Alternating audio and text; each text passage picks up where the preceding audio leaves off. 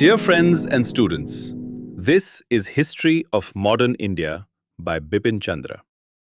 Chapter 13, Growth of New India, Religious and Social Reform after 1858. The rising tide of nationalism and democracy, which led to the struggle for freedom, also found expression in movements to reform and democratize the social institutions and religious outlook of the Indian people. Many Indians realized that social and religious reformation was an essential condition for the all-round development of the country on modern lines and for the growth of national unity and solidarity. Growth of nationalist sentiments, emergence of new economic forces, spread of education, impact of modern Western ideas and culture, and increased awareness of the world not only heightened the consciousness of the backwardness and degeneration of Indian society, but further strengthened the resolve to reform. Keshub Chandra Sen, for example, said, "What we see around us today is a fallen nation, a nation whose primitive greatness lies buried in ruins. Its national literature and science, its theology and philosophy, its industry and commerce, its social prosperity and domestic simplicity and sweetness are almost numbered with the things that were." As we survey the mournful and dismal scene of desolation spiritual, social, and intellectual which spreads around us, we in vain try to recognize therein the land of Kalidas, the land of poetry, of science, and of civilization. Similarly, Swami Vivekananda described the condition of Indian people in the following words: "Moving about here and there, emaciated figures of young and old in tattered rags, whose faces bear deep-cut lines of the despair and poverty of hundreds of years. Cows, bullocks, buffaloes, common everywhere the same melancholy look in their eyes, the same feeble physique. On the wayside, refuse and dirt. This is our present-day India. Worn-out huts by the very side of palaces, piles of refuse in the near proximity of temples. The sannyasin, clad with only a little loincloth, walking by the gorgeously dressed. The pitiful gaze of lusterless eyes of the hunger-stricken at the well-fed and the amply provided. This is our native land. Devastation by violent plague and cholera. Malaria eating into the very vitals of the nation. Starvation and semi-starvation as second nature. Death-like famine often dancing its tragic dance. A conglomeration of 300 million souls, resembling men only in appearance, crushed out of life by being downtrodden by their own people and foreign nations without any hope, without any past, without any future of a malicious nature befitting a slave, to whom the property of their fellow man is unbearable. Licking the dust of the feet of the strong, withal dealing a death blow to those who are weak. Full of ugly, diabolical superstitions, which come naturally to those who are weak, and hopeless of the future. Without any standard of morality as their backbone. 300 millions of souls, such as these, are swarming on the body of India, like so many worms on a rotten, stinking carcass. This is the picture concerning us, which naturally presents itself to the English official. Thus, after 1858, the earlier reforming tendency was broadened. The work of earlier reformers like Raja Rammohan Roy and Pandit Vidyasagar was carried further by major movements of religious and social reform. Religious reform.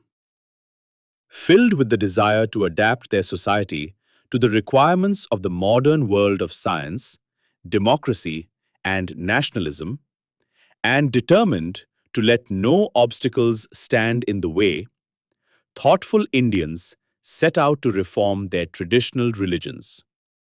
While trying to remain true to the foundations of their religions, they remodeled them to suit the new needs of the Indian people. Brahmo Samaj.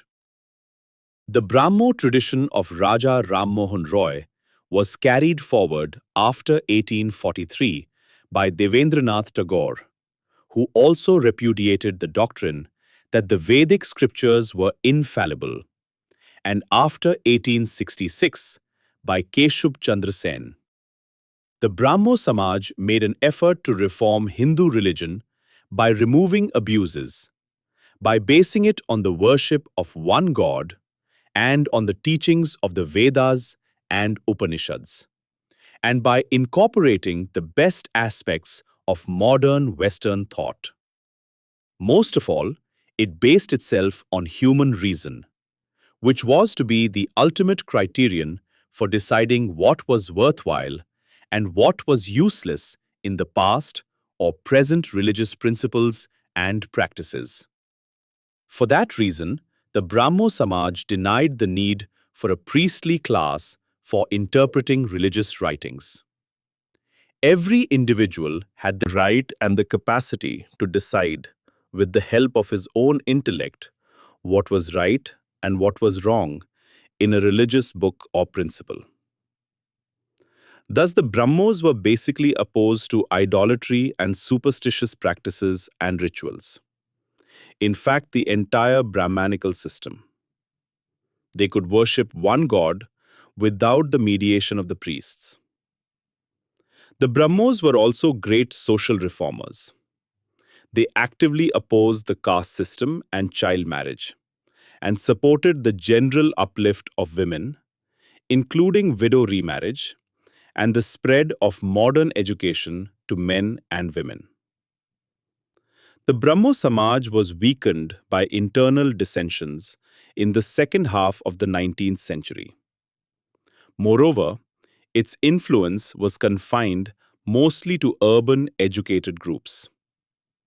Yet, it had a decisive influence on the intellectual, social, cultural, and political life of Bengal and the rest of India in the 19th and 20th centuries. Religious reform in Maharashtra. Religious reform was begun in Bombay in 1840 by the Paramhansa Mandali, which aimed at fighting idolatry and the caste system. Perhaps the earliest religious reformer in Western India was Gopal Hari Deshmukh, known popularly as Loka Hitwadi, who wrote in Marathi, made powerful rationalist attacks on Hindu orthodoxy, and preached religious and social equality. For example, he wrote in the 1840s, "The priests are very unholy because they repeat things without understanding their meaning and profanely reduce knowledge to such repetition. The Pandits are worse than priests because they are more ignorant and also are haughty. Who are the Brahmins, and in what respects do they differ from us? Have they 20 hands, and do we lack something in us?" When such questions are now asked, the Brahmins should give up their foolish concepts. They must accept that all men are equal and everybody has a right to acquire knowledge. Later, the Prarthana Samaj was started with the aim of reforming Hindu religious thought and practice in the light of modern knowledge. It preached the worship of one God and tried to free religion of caste orthodoxy and priestly domination. Two of its great leaders were R.G. Bhandarkar, the famous Sanskrit scholar and historian, and Mahadev Govind Ranade, 1842 to 1901. It was powerfully influenced by the Brahmo Samaj. Its activities also spread to South India as a result of the efforts of the Telugu reformer Vireshaliнгam. One of the greatest rationalist thinkers of modern India, Gopal Ganesh Agarkar, also lived and worked in Maharashtra at this time. Agarkar was an advocate of the power of human reason. He sharply criticized any blind dependence on tradition or false glorification of India's past. Ramakrishna and Vivekananda. Ramakrishna Paramhansa, 1834 to 1886, was a saintly person who sought religious salvation in the traditional ways of renunciation, meditation, and devotion, bhakti. In his search for religious truth or the realization of God, he lived with mystics of other faiths, Muslims and Christians. He again and again emphasized that there were many roads to God and salvation, and that service of man was service of God, for man was the embodiment of God. It was his great disciple, Swami Vivekananda, 1863 to 1902, who popularized his religious message and who tried to put it in a form that would suit the needs of contemporary Indian society. Above all, Vivekananda stressed social action. Knowledge unaccompanied by action in the actual world in which we lived was useless, he said. He too, like his guru, proclaimed the essential oneness of all religions and condemned any narrowness in religious matters. Thus he wrote in 1898, "For our own motherland, a junction of the two great systems, Hinduism and Islam, is the only hope." At the same time, he was convinced of the superior approach of the Indian philosophical tradition.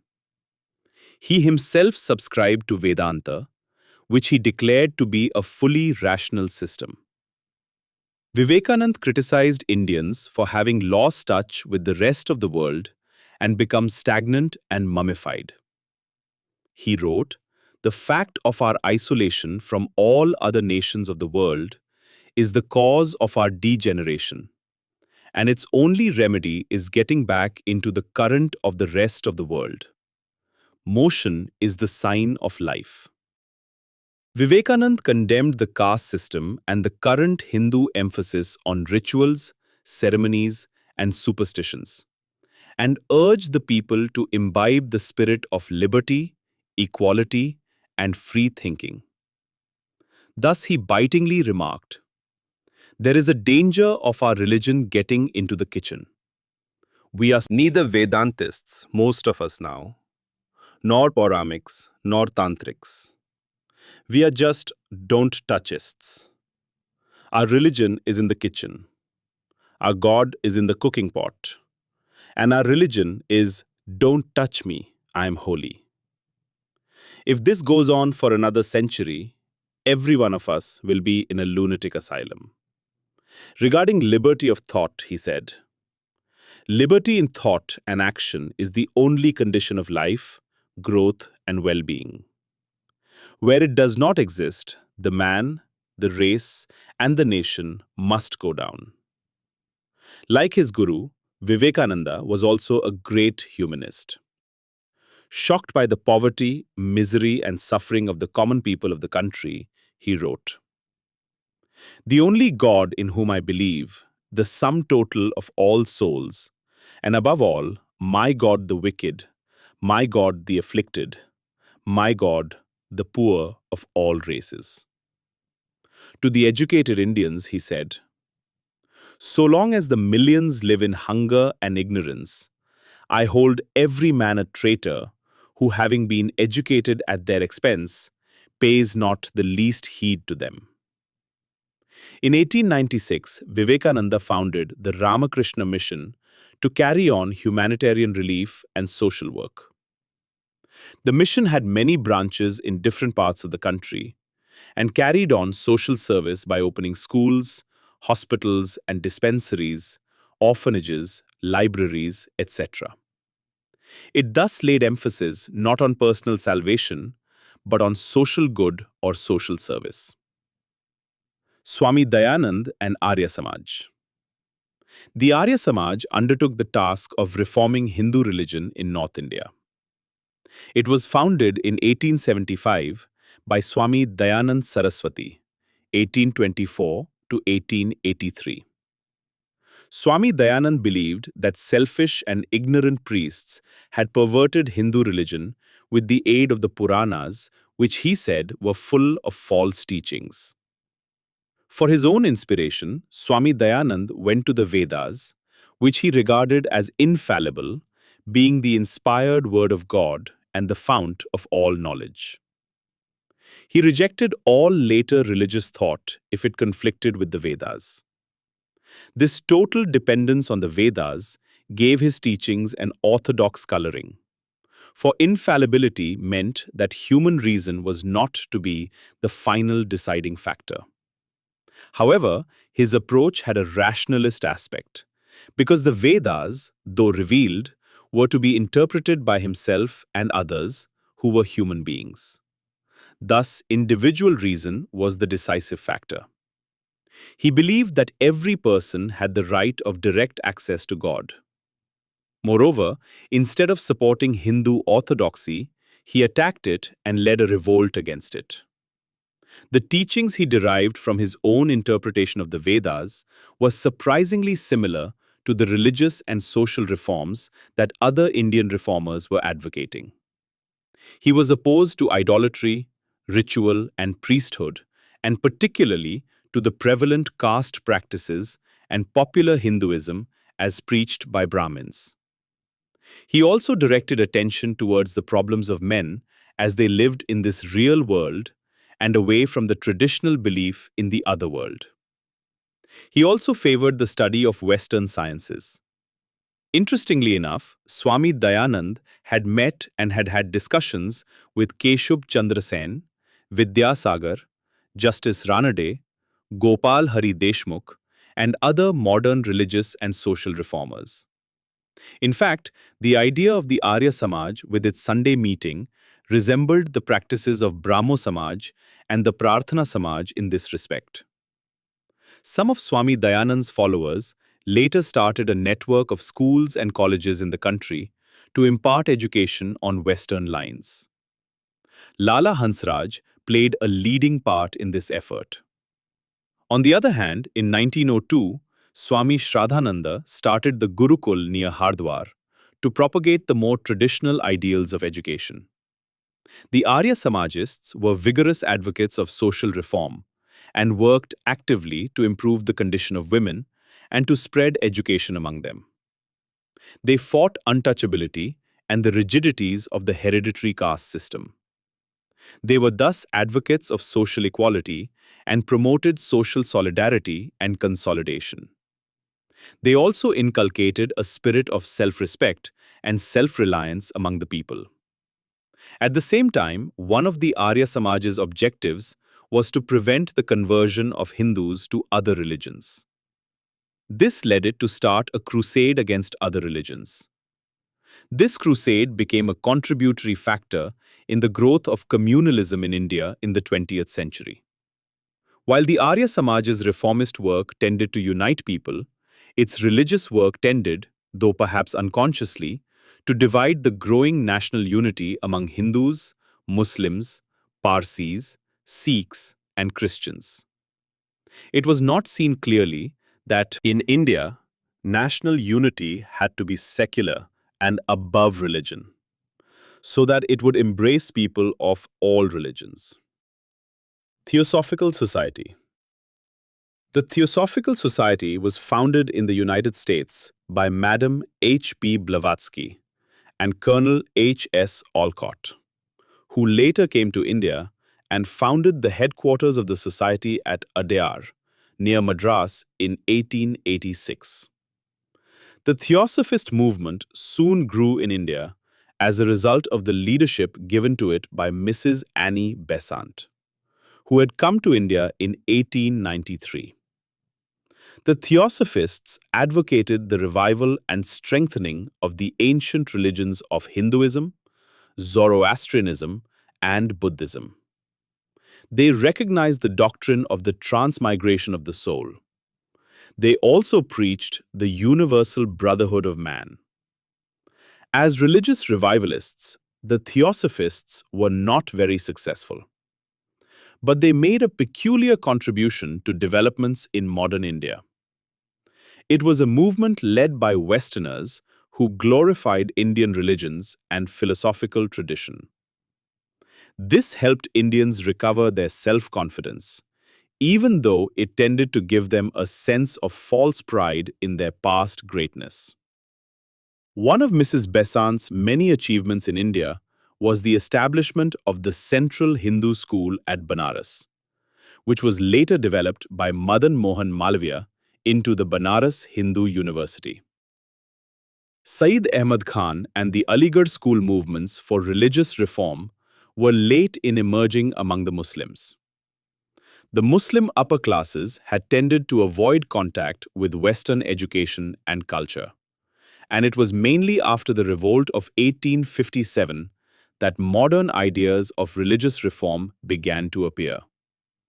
A beginning in this direction was made when the Mohammedan Literary Society was founded at Calcutta in 1863. This society promoted discussion of religious, social, and political questions in the light of modern ideas, and encouraged upper and middle-class Muslims to take to Western education. The most important reformer among the Muslims was Syed Ahmed Khan, 1817 to 1898. He was tremendously impressed by modern scientific thought and worked all his life to reconcile it with Islam. This he did, first of all, by declaring that the Quran alone was the authoritative work for Islam and all other Islamic writings were secondary. Even the Quran he interpreted in the light of contemporary rationalism and science. In his view, any interpretation of the Quran that conflicted with human reason, science, or nature was in reality a misinterpretation. All his life he struggled against blind obedience to tradition, dependence on custom, ignorance, and irrationalism. He urged the people to develop a critical approach and freedom of thought. So long as freedom of thought is not developed, there can be no civilized life, he declared.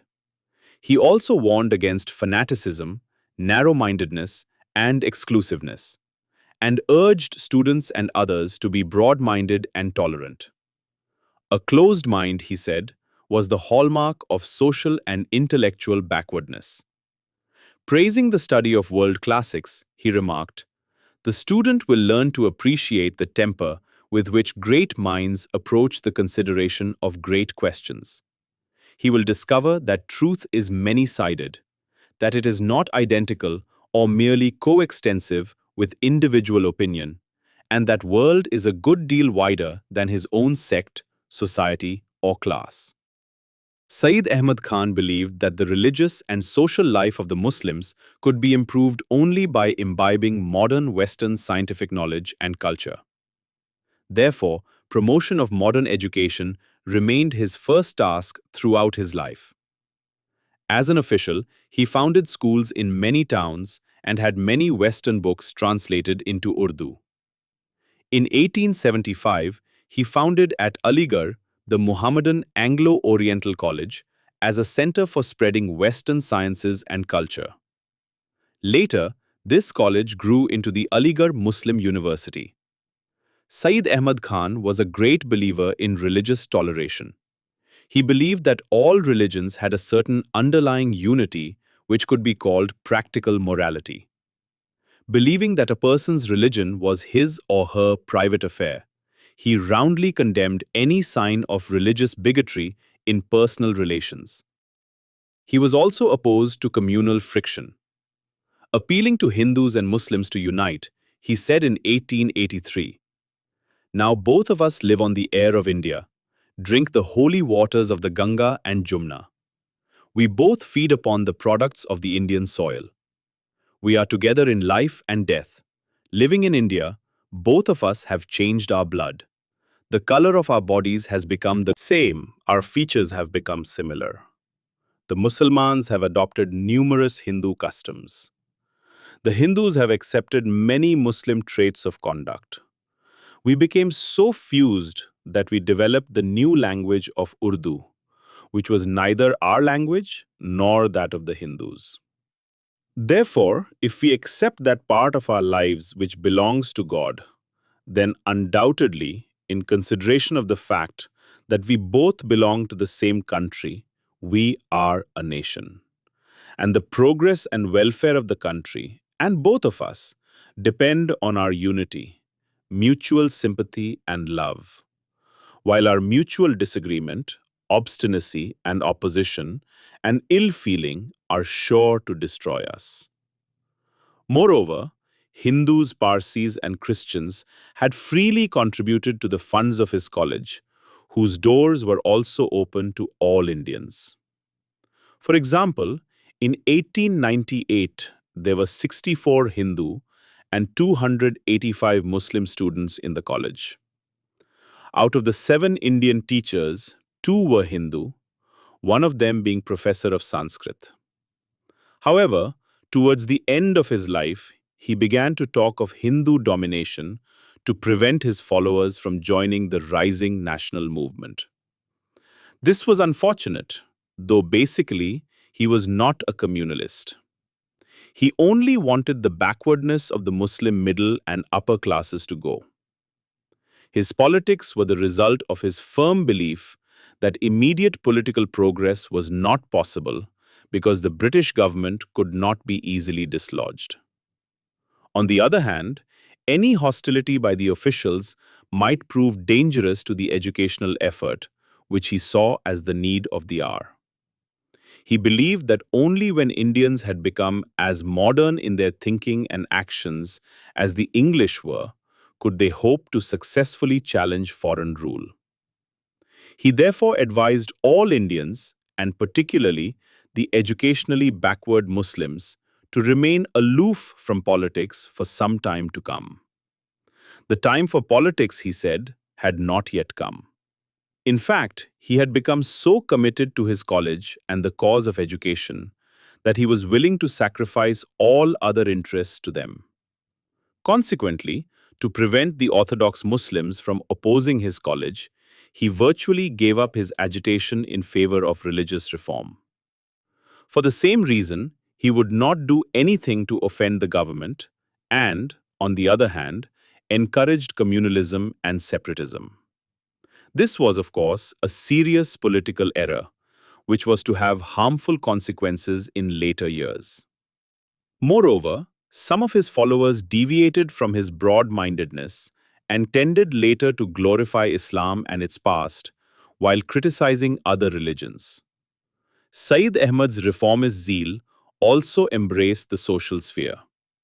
He urged Muslims to give up medieval customs and ways of thought and behavior. In particular, he wrote in favor of raising the women's status in society and advocated removal of parda and spread of education among women. He also condemned the customs of polygamy and easy divorce. Syed Ahmed Khan was helped by a band of loyal followers who are collectively described as the Aligarh school. Chirag Ali, the Urdu poet Altaf Hussain Hali, Nazir Ahmed, and Maulana Shibli Nomani were some of the other distinguished leaders of the Aligarh school. Muhammad Iqbal. One of the greatest poets of modern India, Muhammad Iqbal, 1876 to 1938, also profoundly influenced through his poetry the philosophical and religious outlook of the younger generation of Muslims as well as of Hindus. Like Swami Vivekananda, he emphasized the need for constant change and ceaseless activity and condemned resignation, contemplation, and quiet contentment.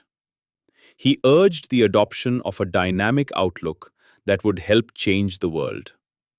He was basically a humanist. In fact, he raised human action to the status of a prime virtue.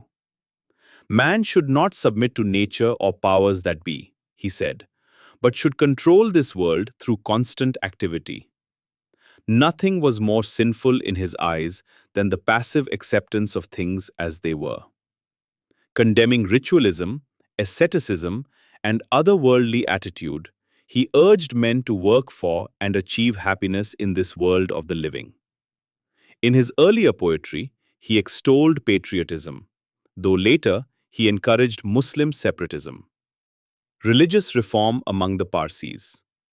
Religious reform was begun among the Parsis in Bombay in the middle of the 19th century. In 1851, the Rehnumai Mazdayasan Sabha, or Religious Reform Association, was started by Nauroji Furdonji, Dadabhai Nauroji, S.S. Bengali, and others.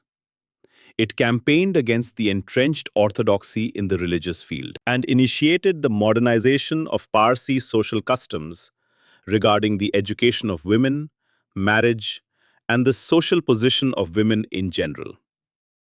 In course of time, the Parsis became socially the most westernized section of Indian society. Religious reform among the Sikhs. Religious reform among the Sikhs was begun at the end of the 19th century when the Khalsa College was started at Amritsar. But the reform effort gained momentum after 1920 when the Akali movement rose in the Punjab. The main aim of the Akalis was to purify the management of the Gurudwaras or Sikh shrines. These Gurudwaras had been heavily endowed with land and money by devout Sikhs, but they had come to be managed autocratically by corrupt and selfish Mahants. The Sikh masses, led by the Akalis, started in 1921 a powerful satyagraha against the Mahants and the government, which came to their aid. The Akalis soon forced the government to pass a new Sikh Gurudwaras Act in 1922, which was later amended in 1925. Sometimes with the aid of this act, but often through direct action, the Sikhs gradually turned out of the Gurudwaras the corrupt Mahants, even though hundreds of lives had to be sacrificed in the process. Apart from the reform movements and individual reformers discussed above, there were numerous other similar movements and individuals during the 19th and 20th centuries. The religious reform movements of modern times had an underlying unity. Most of them were based on the twin doctrines of reason, rationalism, and humanism, though they also sometimes tended to appeal to faith and ancient authority to bolster their appeal. Moreover, it was to the rising middle classes, whose aspirations they expressed, that they appealed most. They tried to free from anti-intellectual religious dogmas and blind faith the human intellect's capacity to think and reason. They opposed the ritualistic, superstitious, irrational, and obscurantist elements in Indian religions. Many of them abandoned, though with varying degrees, the principle of authority in religion and evaluated truth in any religion or its holy books by its conformity to logic, reason, or science. Swami Vivekananda said, "Is religion to justify itself by the discoveries of reason, through which every science justifies itself? Are the same methods of investigation which apply to the sciences and knowledge outside to be applied to the science of religion? In my opinion, this must be so. And I am also of opinion that the sooner this is done, the better." Some of these religious reformers appealed to tradition and claimed that they were merely reviving the pure doctrines, beliefs, and practices of the past. But in fact, the past could not be revived. Often, there was no agreed picture of the past. The problems that an appeal to the past often created were posed as follows by Justice Ranade, who had himself often asked people to revive the best traditions of the past. What shall we revive? Shall we revive the old habits of our people when the most sacred of our castes indulged in all the abominations, as we now understand them, of animal food and intoxicating drink? Shall we revive the 12 forms of sons, or 8 forms of marriage, which included capture and recognized mixed and illegitimate intercourse? Shall we revive the hecatombs of animals sacrificed from year's end to year's end, in which even human beings were not spared as propitiatory offerings to God? Shall we revive the sati and infanticide customs? And he came to the conclusion that the society as a living organism is constantly changing and can never go back to the past. The dead and the buried or burnt are dead, buried, and burnt once for all. And the dead past cannot, therefore, be revived, he wrote. Every reformer who appealed to the past so interpreted it as to make it appear to agree with the reforms he was suggesting. Often the reforms and the outlook were new, only their justification was based on an appeal to the past. Many of the ideas which conflicted with the modern scientific knowledge were usually declared to be a later accretion or misinterpretation. And since the orthodox could not accept this view, the religious reformers came into conflict with the orthodox sections and became, at least in the beginning, religious and social rebels.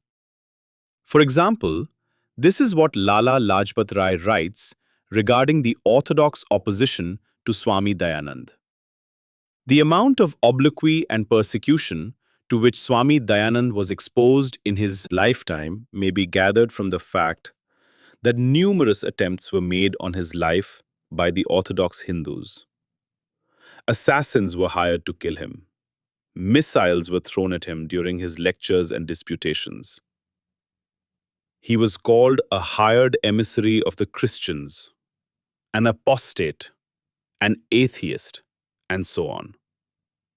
Similarly, Syed Ahmed Khan aroused the anger of the traditionalists. They abused him, issued fatwas, religious decrees against him, and even threatened his life. The humanist aspect of the religious reform movements was expressed in the general attack on priesthood and rituals, and the emphasis on the individual's right to interpret religious scriptures in the light of human reason and human welfare. A significant feature of humanism was expressed in a new humanitarian morality, which included the notion that humanity can progress and has progressed, and that moral values are ultimately those which favor human progress. The social reform movements were an embodiment of this new humanitarian morality. Apart from purely religious considerations, these religious reform movements fostered among Indians greater self-respect, self-confidence, and pride in their country. By interpreting their religious past in modern, rational terms, and by weeding out many of the corrupting and irrational elements from the 19th century religious beliefs and practices, the reformers enabled their followers to meet the official taunt that their religions and society were decadent and inferior. As Jawaharlal Nehru has put it, the rising middle classes were politically inclined and were not so much in search of a religion, but they wanted some cultural roots to cling on to, something that gave them assurance of their own worth, something that would reduce the sense of frustration and humiliation that foreign conquest and rule had produced. The religious reform movements helped many Indians to come to terms with the modern world. In fact, they arose to recast the old religions into a new, modern mold to suit the needs of new social groups of society. Thus, pride in the past did not prevent Indians from accepting the essential superiority of the modern world in general and modern science in particular. Of course, some people insisted that they were merely going back to the original, most ancient scriptures, which were suitably interpreted. As a result of the reformed outlook, many Indians began to acquire a modern, this worldly, secular and national outlook in place of a narrow outlook dominated by considerations of caste and religion, though the latter tendency by no means came to an end. Moreover, more and more people began to think in terms of promoting their physical and cultural welfare in this world, in place of passively accepting their lot and waiting for improvement in life after death.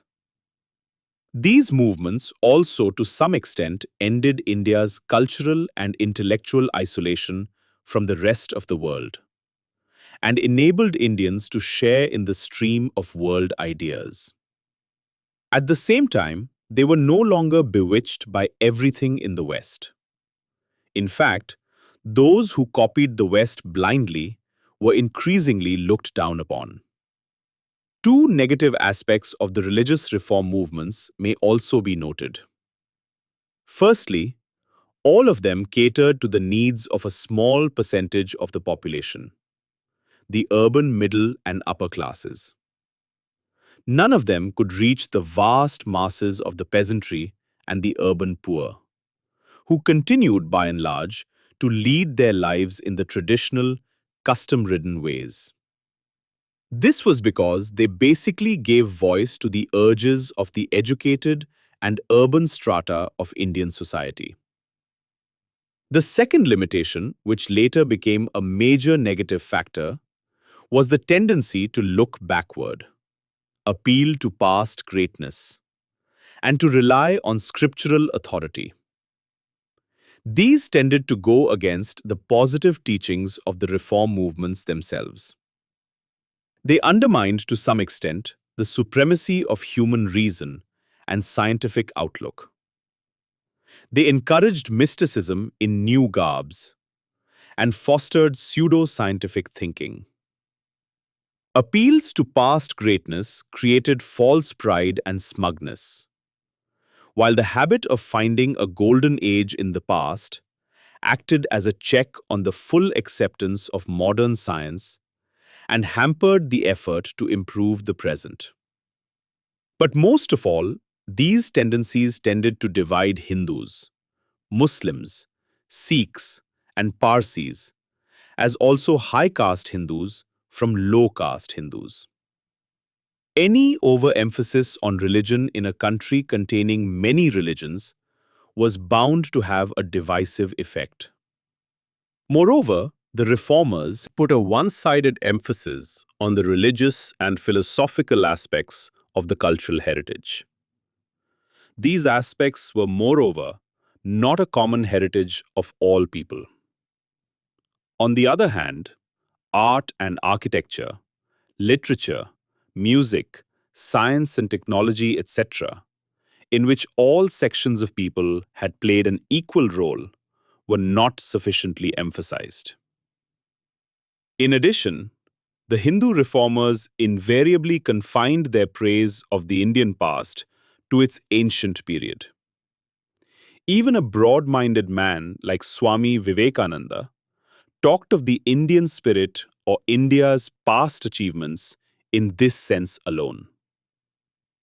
These reformers looked upon the medieval period of Indian history as essentially an era of decadence. This was not only unhistorical, but also socially and politically harmful. It tended to create the notion of two separate peoples. Similarly, an uncritical praise of the ancient period and religions could not be fully acceptable to the persons coming from lower castes who had for centuries suffered under the most destructive caste oppression, which had developed precisely during the ancient period. The result of all these factors was that instead of all Indians taking an equal pride in their past material and cultural achievements and deriving inspiration from them, the past became a heritage of the few.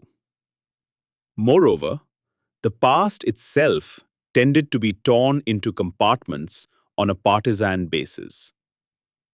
Many in the Muslim middle classes went to the extent of turning to the history of West Asia for their traditions and moments of pride. Increasingly, Hindus, Muslims, Sikhs, and Parsis, and later on lower caste Hindus who had been influenced by the reform movements, tended to be different from one another. On the other hand, the Hindu and Muslim masses who followed traditional ways, untouched by the reform movements, still lived in harmony, practicing their different religious rituals. To some extent, the process of the evolution of a composite culture that had been going on for centuries received a check. Though in other spheres, national unification of the Indian people was accelerated. The evil aspects of this phenomenon became apparent when it was found that, along with rapid rise of national consciousness, another consciousness, communal consciousness, had begun to rise among the middle classes. Many other factors were certainly responsible for the birth of communalism in modern times. But undoubtedly, the nature of religious reform movements also contributed towards it. Social reform. The major effect of national awakening in the 19th century was seen in the field of social reform. The newly educated persons increasingly revolted against rigid social conventions and outdated customs. They could no longer tolerate irrational and dehumanizing social practices. In their revolt, they were inspired by the humanistic ideals of social equality and the equal worth of all individuals.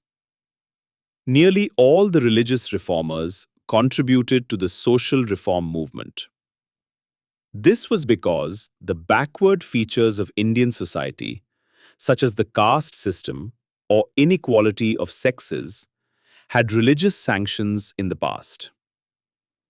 In addition, certain other organizations, like the Social Conference, Servants of India Society, and the Christian missionaries, worked actively for social reform. Many prominent persons, Jyotiba Govind Phule, Gopal Hari Deshmukh, Justice Ranade, K.T. Telang, B.M. Malabari, D.K. Karve, Sasipada Banerjee, B.C. Pal, Vireshalingam, and B.R. Ambedkar, and many others also played an important role. In the 20th century, and especially after 1919, the national movement became the main propagator of social reform. Increasingly, the reformers took recourse to propaganda in the Indian languages to reach the masses. They also used novels, dramas, poetry, short stories, the press, and in the 30s, the films to spread their views. While social reform was linked with religious reform in some cases during the 19th century, in later years it was increasingly secular in approach. Moreover, many people who were orthodox in their religious approach participated in it. Similarly, in the beginning, social reform had largely been the effort of newly educated Indians belonging to higher castes to adjust their social behavior to the requirements of modern Western culture and values. But gradually, it penetrated down to the lower strata of society and began to revolutionize and reconstruct the social sphere. In time, the ideas and ideals of the reformers won almost universal acceptance and are today enshrined in the Indian Constitution. The social reform movements tried in the main to achieve two objectives. A. Emancipation of women and extension of equal rights to them. And B. Removal of caste rigidities and, in particular, the abolition of untouchability. Emancipation of women. For countless centuries, women in India had been subordinated to men and socially oppressed. The various religions practiced in India, as well as the personal laws based on them, consigned women to a status inferior to that of men. The condition of upper-class women was in this respect worse than that of peasant women. Since the latter worked actively in the fields alongside men, they enjoyed relatively greater freedom of movement and, in some respects, a better status in the family than the upper-class women. For example, they seldom observed parda, and many of them had the right to remarry. The traditional view often praised the role of women as wives and mothers, but as individuals, they were assigned a very lowly social position. They were supposed to have no personality of their own, apart from their ties to their husbands. They could not find any other expression to their inborn talents or desires except as housewives. In fact, they were seen as just adjuncts to men. For example, a woman could only marry once among Hindus. A man was permitted to have more than one wife. Among Muslims too, this custom of polygamy prevailed. In large parts of the country, women had to live behind the parda. The custom of early marriage prevailed, and even children of 8 or 9 were married. The widows could not remarry and had to lead an ascetic and restricted life. In many parts of the country, the horrifying custom of sati, or self-immolation of widows, prevailed. Hindu women had no right to inherit property, nor did they enjoy the right to terminate an undesirable marriage. Muslim women could inherit property, but only half as much as a man could. And in the matter of divorce, even theoretically, there was no equality between husband and wife. In fact, Muslim women dreaded divorce. The social position of Hindu and Muslim women, as well as their values, was similar. Moreover, in both cases, they were economically and socially totally dependent on men. Lastly, the benefit of education was denied to most of them. In addition, women were taught to accept their subjection and even to welcome it as a badge of honor. It is true that occasionally women of the character and personality of Razia Sultana, Chand Bibi, or Ahilya Bai Holkar arose in India. But they were exceptions to the general pattern and do not in any way change the picture. Moved by the humanitarian and egalitarian impulses of the 19th century, the social reformers started a powerful movement to improve the position of women. While some reformers appealed to doctrines of individualism and equality, others declared that true Hinduism or Islam or Zoroastrianism did not sanction the inferior status of women and that true religion assigned them a high social position. Numerous individuals, reform societies, and religious organizations worked hard to spread education among women, to encourage widow remarriage, to improve the living conditions of widows, to prevent marriage of young children, to bring women out of the parda, enforce monogamy, and to enable middle-class women to take up professions or public employment. After the 1880s, when Dufferin hospitals, named after Lady Dufferin, the wife of the Viceroy, were started, efforts were made to make modern medicine and child delivery techniques available to Indian women. The movement for the liberation of women received a great stimulus from the rise of the militant national movement in the 20th century.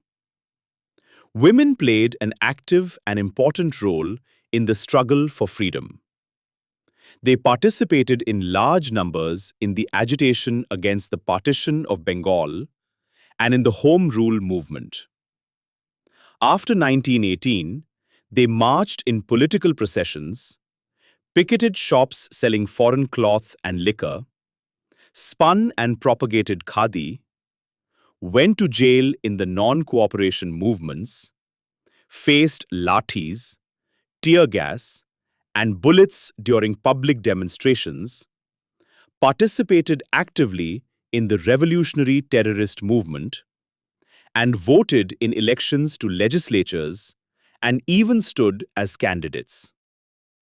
Sarojini Naidu, the famous poetess, became the president of the National Congress. Several women became ministers or parliamentary secretaries in the popular ministries of 1937. Hundreds of them became members of municipalities and other organs of local government. When the trade union and Kisan movements arose in the 1920s, women were often found in their forefront. More than any other factor, participation in the national movement contributed to the awakening of Indian women and their emancipation. For how could those who had braved British jails and bullets be declared inferior? And how could they any longer be confined to the home and be satisfied with the life of a doll or a slave girl? They were bound to assert their rights as human beings. Another important development was the birth of a women's movement in the country. Up to the 1920s, enlightened men had worked for the uplift of women. Now, self-conscious and self-confident women undertook the task. They started many organizations and institutions for the purpose, the most outstanding of which was the All India Women's Conference, founded in 1927. Women's struggle for equality took a big step forward with the coming of independence. Articles 14 and 15 of the Indian Constitution, 1950, guaranteed the complete equality of men and women. The Hindu Succession Act of 1955 made the daughter an equal co-heir with the son. The Hindu Marriage Act of 1955 permitted dissolution of marriage on specific grounds. Monogamy has also been made mandatory on men as well as women. But the evil custom of dowry still continues, even though the demanding of dowry has been banned. The Constitution gives women equal right to work and to get employment in state agencies. The directive principles of the Constitution lay down the principle of equal pay for equal work for both men and women. Of course, many visible and invisible obstacles still remain in putting the principle of the equality of sexes into practice. A proper social climate has still to be created. But the social reform movement, the freedom struggle, women's own movement, and the Constitution of Free India have made a big contribution in this direction. Struggle against caste. The caste system was another major target of attack for the social reform movement. The Hindus were at this time divided into numerous castes, jatis. The caste into which a man was born determined large areas of his life. It determined whom he would marry and with whom he would dine. It largely determined his profession, as also his social loyalties. Moreover, the castes were carefully graded into a hierarchy of status. At the bottom of the ladder came the untouchables, or scheduled castes, as they came to be called later, who formed about 20% of the Hindu population. The untouchables suffered from numerous and severe disabilities and restrictions, which of course varied from place to place. Their touch was considered impure and was a source of pollution. In some parts of the country, particularly in the south, their very shadow was to be avoided, so that they had to move away if a Brahmin was seen or heard coming. An untouchable's dress, food, place of residence, all were carefully regulated. He could not draw water from wells and tanks used by the higher castes. He could do so only from wells and tanks specially reserved for untouchables. Where no such well or tank existed, he had to drink dirty water from ponds and irrigation canals. He could not enter the Hindu temples or study the Shastras. Often his children could not attend a school in which children of caste Hindus studied. Public services such as the police and the army were closed to him. The untouchables were forced to take up menial and other such jobs which were considered unclean, for example, scavenging, shoemaking, removing dead bodies, skinning dead animals, tanning hides and skins. Usually denied ownership of land, many of them worked even as tenants at will and field laborers. The caste system was an evil in another respect. Not only was it humiliating and inhuman, and based on the anti-democratic principle of inequality by birth, it was a cause of social disintegration. It splintered people into numerous groups. In modern times, it became a major obstacle in the growth of a united national feeling and the spread of democracy. It may also be noted that caste consciousness, particularly with regard to marriage, prevailed also among Muslims, Christians, and Sikhs, who practiced untouchability, though in a less virulent form. British rule released many forces which gradually undermined the caste system.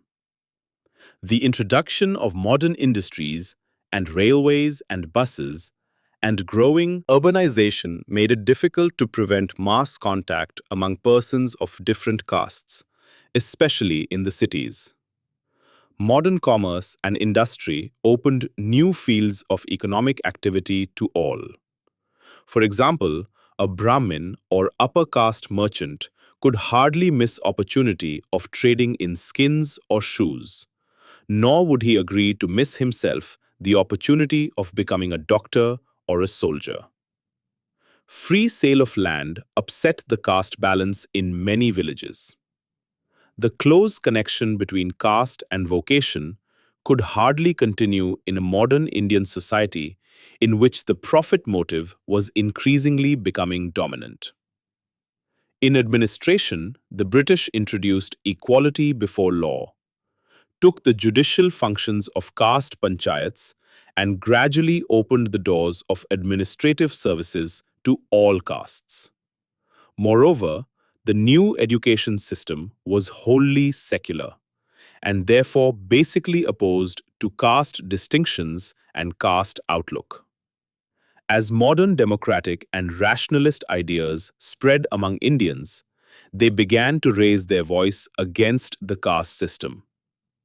The Brahmo Samaj, the Prarthana Samaj, the Arya Samaj, the Ramakrishna Mission, the Theosophists, the Social Conference, and nearly all the great reformers of the 19th century attacked it. Even though many of them defended the system of four varnas, they were critical of the caste jati system. In particular, they condemned the inhuman practice of untouchability. They also realized that national unity and national progress in political, social, and economic fields could not be achieved so long as millions were deprived of their right to live with dignity and honor. The growth of the national movement played a significant role in weakening the caste system. The national movement was opposed to all institutions which tended to divide Indian people. Common participation in public demonstrations, giant public meetings, and satyagraha struggles weakened caste consciousness. In any case, those who were fighting for freedom from foreign rule, in the name of liberty and equality, could hardly support the caste system, which was totally opposed to these principles.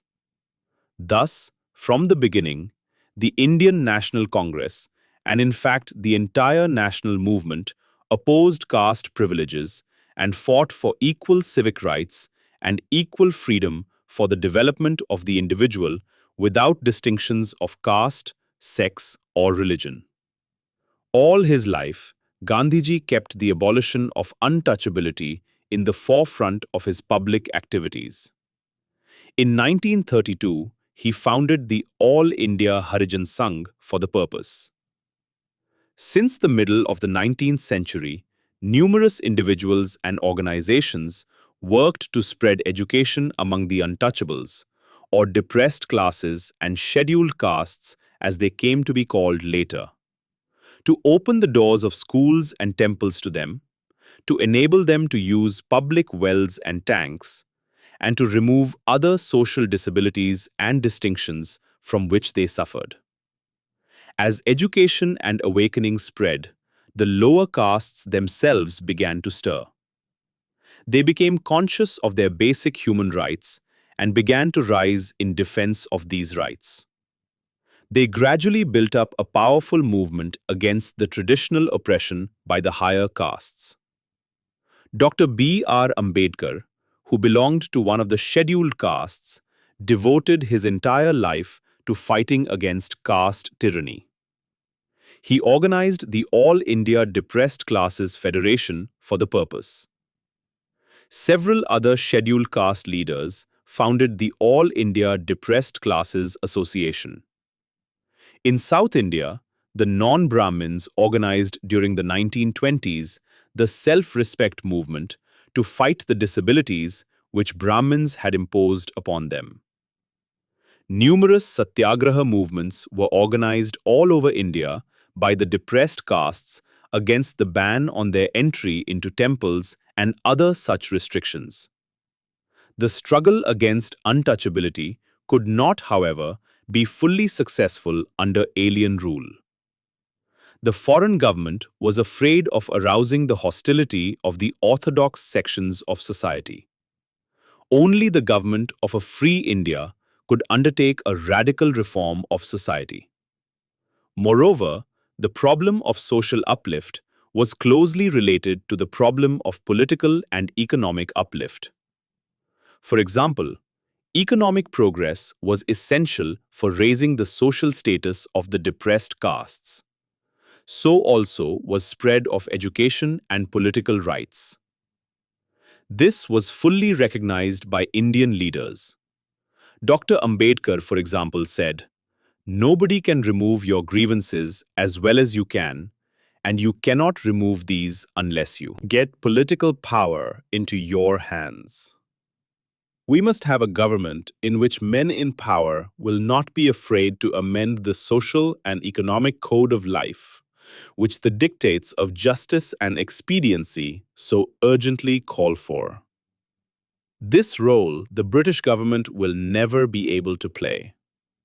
It is only a government which is of the people, for the people, and by the people. In other words, it is only the Swaraj government that will make it possible. The Constitution of 1950 has provided the legal framework for the final abolition of untouchability. It has declared that untouchability is abolished, and its practice in any form is forbidden.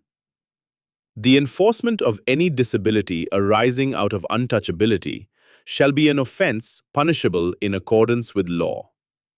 The Constitution further forbids any restrictions on the use of wells, tanks, and bathing ghats, or on the access to shops, restaurants, hotels, and cinemas. Furthermore, one of the directive principles it has laid down for the guidance of future governments says, "The state shall strive to promote the welfare of the people by securing and protecting as effectively as it may a social order in which justice, social, economic, and political, shall inform all the institutions of the national life." Struggle against the evils of the caste system, however, still remains an urgent task before the Indian people, especially in the rural areas. Exercises 1. Examine the rationalist and humanistic content of the religious reform movements of the 19th century. Evaluate their role in the making of modern India. 2. What were some of the disabilities from which women suffered in traditional Indian society?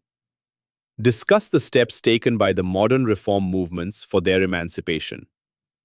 3. Why did the modern social reformers find it necessary to attack the caste system? How did changes in economy, society, and politics and reform movements undermine it? 4. Write short notes on A. Brahmo Samaj, B. Religious reform in Maharashtra, C. Ramakrishna, D. Swami Vivekananda, E. Swami Dayanand and Arya Samaj, F. Syed Ahmed Khan, G. The Akali movement. Dear friends and students, you are listening to The History of Modern India by Bipin Chandra. Thank you for listening. Let's meet in the next episode.